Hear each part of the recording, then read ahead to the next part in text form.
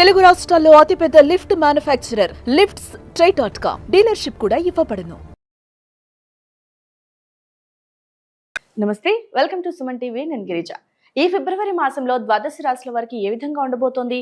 ఫిబ్రవరి 1వ తేదీ నుంచి 15వ తేదీ వరకు, అంటే మనకు ఆల్మోస్ట్ ఒక 15 రోజుల వ్యవధిలో మరి ఏవైనా మార్పులు చేర్పులు జరగబోయే అవకాశం కనిపిస్తోందా? ఒకవేళ ఏవైనా మార్పులు ఉంటే వాటికి చక్కటి పరిహారాలు కూడా ఉండాలి కదా. మరి ఆ విషయాలన్నీ తెలియచేయడానికి ఇవాళ మనతో పాటు ఉన్నారు ప్రముఖ జ్యోతిష్య పండితులు బ్రహ్మశ్రీ నందిపట్ల శ్రీహరి శర్మ గురువు గారు. వారి మాటల్లో తెలుసుకునే ప్రయత్నం చేసిద్దాం. గురువు గారు నమస్కారం. వాగర్థావివ సంపృక్తౌ వాగర్థ ప్రతిపత్తయే జగతః పితరౌ వందే పార్వతీ పరమేశ్వరౌ. సదాశివసమారంభాం శంకరాచార్య మధ్యమాం అస్మదాచార్య పర్యంతం వందే గురు పరంపరాం. ఆదిత్యాయ చ సోమాయ మంగళాయ బుధాయ చ గురు శుక్ర శనిభ్యశ్చ రాహవే కేతవే నమః. శృంగేరి జగద్గురు పీఠాధిపతులకి, కంచి పీఠాధిపతులకి నమస్కారములు తెలియజేసుకుంటూ కార్యక్రమాన్ని ప్రారంభిద్దాం.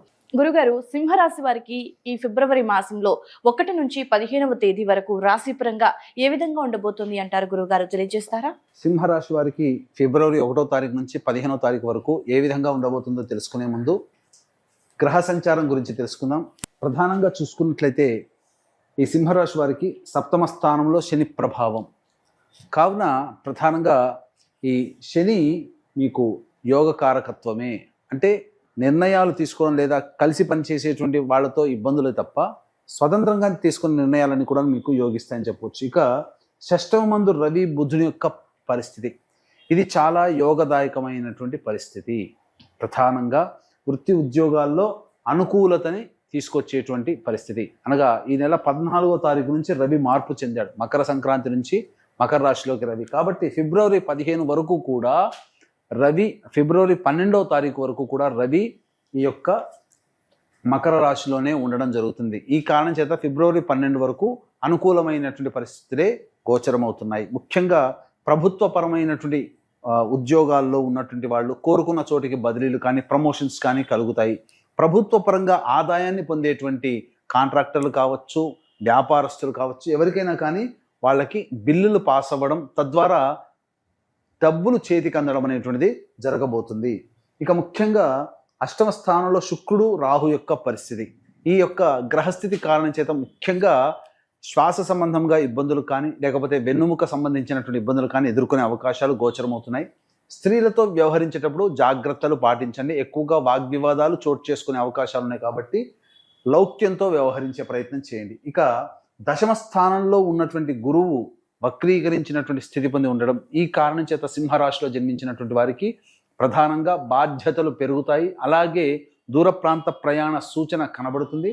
అలాగే ఈ గురువు కూడాను యోగదాయకంగా ఉండబోతున్నాడు. గురు అనుగ్రహం సంపూర్ణంగా ఉండడం వల్ల పెద్దల యొక్క అనుగ్రహంతో కార్యక్రమాలన్నీ కూడా చక్కబెట్టుకుంటారని చెప్పవచ్చు.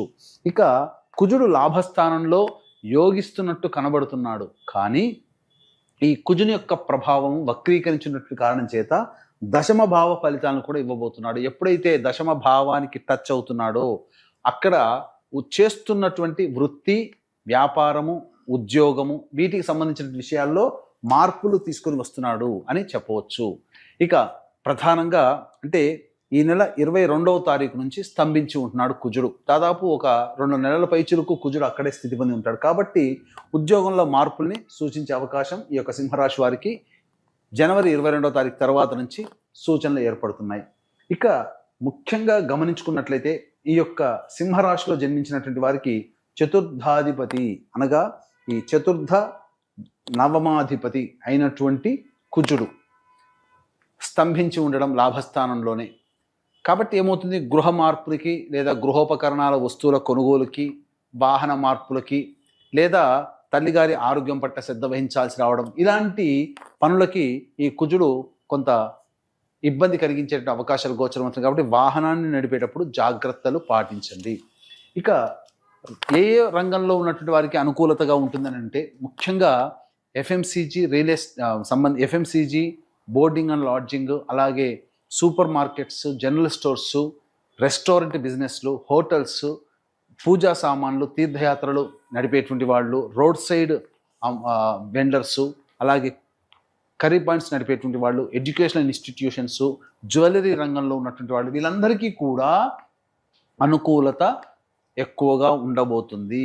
ధనాదాయం చాలా చక్కగా ఉంటుంది.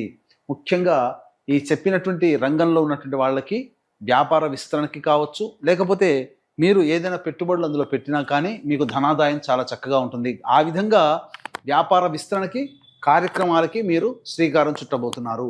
ఇక కుజుని యొక్క ప్రభావం చూసుకున్నట్లయితే ప్రధానంగా రియల్ ఎస్టేట్ రంగంలో ఉన్నటువంటి వాళ్ళు, లాయర్ వృత్తిలో ఉన్నటువంటి వాళ్ళు, రైతులు, వీళ్ళందరూ కూడాను సాధారణమైనటువంటి ఆదాయం ఉంటుంది. కాబట్టి కొత్తగా పంటలు కానీ లేదా వృత్తుల్లో విస్తరణకి సంబంధించినటువంటి కానీ లేకపోతే భూపరమైనటువంటి లావాదేవీల్లో కొత్త కొత్త ప్రాజెక్టులు కానీ తీసుకోకపోవడమే మేలని గమనించాలి. ఎందుకంటే సమయం అనుకూలంగా లేనప్పుడు కొన్ని పనులు మనం చేసినా మనకు అనుకూలంగా ఉండవు. కాబట్టి జాగ్రత్తలు పాటించండి. సాధారణంగా గడుస్తున్నటువంటి కాలానికి అనుగుణంగా మీరు వెళ్ళండి తప్ప కాలానికి ఎదురైతే వేసే విధంగా మీ సొంత నిర్ణయాలు తీసుకొని మీ యొక్క జీవితాన్ని ఇబ్బంది పెట్టుకోవద్దు అని చెప్పవచ్చు. ఇక ప్రధానంగా చూసుకున్నట్లయితే నిరుద్యోగస్తులకి ఉద్యోగం లభించే అవకాశము గోచరమవుతుంది. ఉద్యోగపరంగా ఎటువంటి ఇబ్బందులు అనేటువంటివి ఉండబోవు. అలాగే ప్రమోషన్స్ కోసం ఎదురు చూసేటువంటి వ్యక్తులకి చక్కగా ప్రమోషన్స్తో కూడుకున్నటువంటి బదిలీలు కానీ లేకపోతే ప్రమోషన్స్ కానీ మీకు కలుగుతాయని చెప్పవచ్చు. తర్వాత చెప్పొచ్చేది ఏమిటంటే ఈ యొక్క సింహరాశిలో జన్మించినటువంటి వారికి ప్రధానంగా మిశ్రమమైనటువంటి ధనాదాయము ఫలితములు ఉంటాయి. ఖర్చులు, ఆదాయము, సుఖము, సంతోషము, కష్టము ఇవన్నీ కూడా సరి సమానంగానే ఉంటాయి. అయితే మనం గత కొన్ని నెలలుగా ఏ రోజుల్లో ఖర్చులు ఎక్కువగా ఉంటాయి, ఏ రోజుల్లో ఆదాయం ఎక్కువగా ఉంటుంది, ఏ రోజుల్లో మానసిక ప్రశాంతత లోపిస్తుంది అనే విషయాల గురించి క్లుప్తంగా తెలియచేసుకుందాం. ముందుగా వీక్షించేటువంటి ప్రేక్షకులకి గమనిక, ఈ మాఘమాసము పవిత్రమైనటువంటిది. అట్టి పవిత్రమైనటువంటి మాఘమాసములో త్రివేణి సంగమం ప్రయాగలో 144 ఏళ్లకి వచ్చేటువంటి కుంభమేళాలో ఈ యొక్క జాతకరీత్యా కలుగు విద్య, వివాహ, ఉద్యోగ, దాంపత్య, సంతాన, అనారోగ్య సమస్యల నివారణకి మరియు ఇప్పుడు సమస్యలు ఎదుర్కొంటున్నామంటే గత జన్మ కర్మదోషాలు కాబట్టి కర్మదోష నివారణ హోమాలు ఈ యొక్క సంవత్సరం అంతా కూడా శని భగవానుడు 12 రాశులని బాధిస్తాడు. కావున ఈ సంబంధించి శనిదోష నివారణ హోమాలు పర్ హెడ్ 2100 రూపాయలకి సర్వదోష నివారణ ప్రాయశ్చిత్త హోమాలలో భాగంగా చేయించడం జరుగుతుంది. అవకాశం ఉన్న వాళ్ళు కార్యక్రమ తదనంతరం కాంటాక్ట్ చేసి మీ గోత్రనామాలు నమోదు చేసుకోవచ్చు.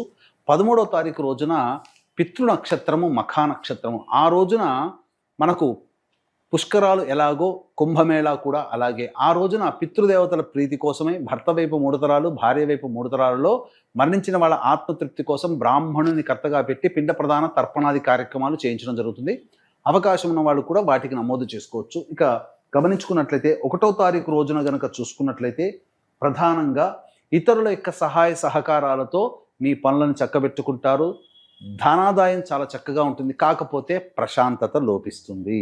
ఇక 2, 3, 4, 5 ఈ 4 రోజుల్లో, ఈ 4 తారీఖుల్లో కనుక చూసుకున్నట్లయితే 2, 3, 4, 5 తేదీలలో మీకు ఖర్చులు అధికంగా ఉండబోతున్నాయి. మానసిక ప్రశాంతత లోపిస్తుంది. సంతానం మూలకంగా ఖర్చులు, సమస్యలు పెరుగుతాయి. సంతానంతో విభేదాలు పెరుగుతాయని చెప్పొచ్చు. దూర ప్రాంత ప్రయాణాల వల్ల ఏమాత్రం కూడా లాభసాటిగా ఉండదు.